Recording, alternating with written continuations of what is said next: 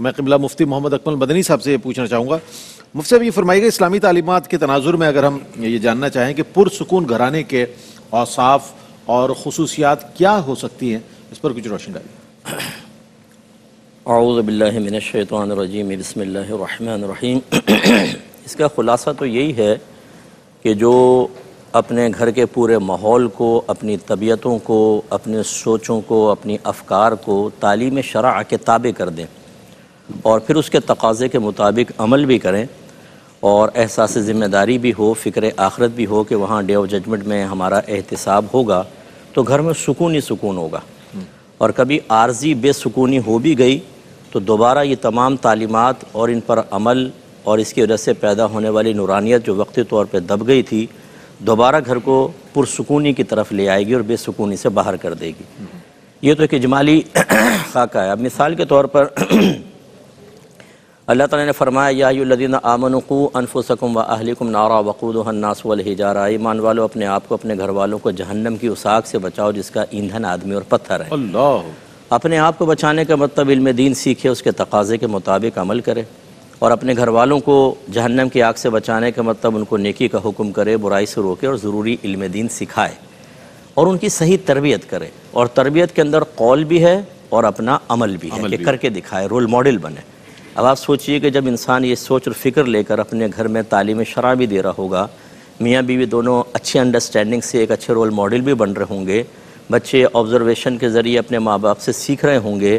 اور وہ ماں باپ ان کو پیار محبت سے یا سختی نرمی سے جب وہ ڈس بیلنس ہوں گے ان کو بیلنس کرنے کی طرف، بیلنس کی طرف لے کر آئیں گے تو گھر میں سکون تو ہوگا ہی ہوگا۔ اسی طریقے سے نبی کریم صلی اللہ علیہ وسلم نے جو آخری خطبہ میں فرمایا کہ میں تمہیں تمہاری ازواج کے بارے میں اللہ سے ڈراتا ہوں، اللہ نے کمزور مخلوق کو تمہارے تابع کیا ہے، تم ہمیشہ ان کے معاملے میں اللہ سے ڈرتے رہنا، اور ارشاد فرمایا خیرکم خیرکم لأہلی وانا خیرکم لأہلی، تم میں سے بہترین وہ ہے جو اپنے گھر والوں کے معاملے میں سب سے بہتر ہو، اور میں اپنے گھر والوں کے معاملے میں تم سب سے بہتر ہوں۔ اس کا مطلب ہے کہ ازواج کے معاملے میں شوہروں کو ڈرا دیا گیا۔ اب اگر شوہر وہ تمام حقوق اور فرائض کو ذہن میں رکھ کر اپنی زوجہ کے ساتھ اچھا معاملہ کرے گا، بے سکونی کیسے پیدا ہوگی؟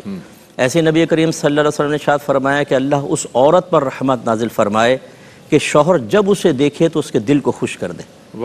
جب وہ گھر میں آئے تو مسکراتے ہوئے اس کو استقبال کرے۔ جب یہ ہوگا صورتحال تو پھر کیا گھر میں فائٹ ہو سکتی ہے جب اتنی بیوی اچھی ہوگی؟ اسی طریقے سے اللہ نے فرمایا فَلَا تَقُل لَّهُمَا أُفٍّ وَلَا تَنْهَرْهُمَا، ماں باپ کو اف بھی مت کہو اور ان کو ڈانٹو مت۔ اس کا مطلب ہے کہ اگر ہم ماں باپ کے ساتھ قرآن کی آیت پر یہ عمل کر کے اچھا رویہ رکھیں گے ان کی دعائیں ملیں گی، اور جب ماں باپ اچھے بچوں کے رویے کی وجہ سے دل سے دعائیں دیتے ہیں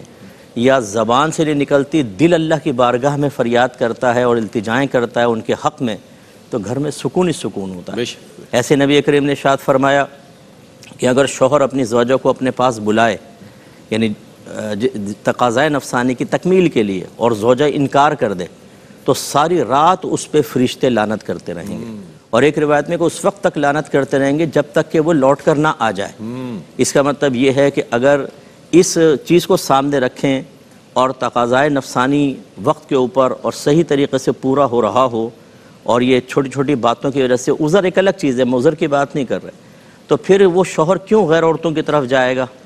گھر میں ایک بے سکونی کا بڑا سبب یہ بھی ہوتا ہے نا کہ شوہر بے راہ روی کی طرف نکل گیا، لیکن اس کے اسباب پر بھی غور کرنا چاہیے۔ ہمیشہ بہنیں غلط نہیں ہوتی، شوہر بھی بہت تیز ہو گئے ہیں آج کل کے، لیکن مسئلہ یہ ہے کہ بعض اوقات اگر یہ سبب ہو تو اس کا مطلب اس سبب پہ بھی تو توجہ کرنی چاہیے۔ تو خلاصہ کلام یہ ہوا کہ دیکھیں جتنی چیزیں بیان کی ہیں یہ تو بہت ہیں چیزیں، لیکن اگر ہم وہی دیکھ لیں، خلاصہ یہی ہے کہ اگر تعلیم شرع سیکھی جائے،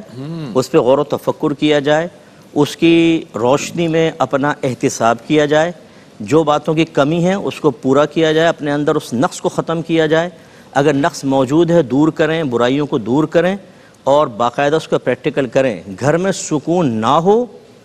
تو ہمارا نام بدل دیجیے گا۔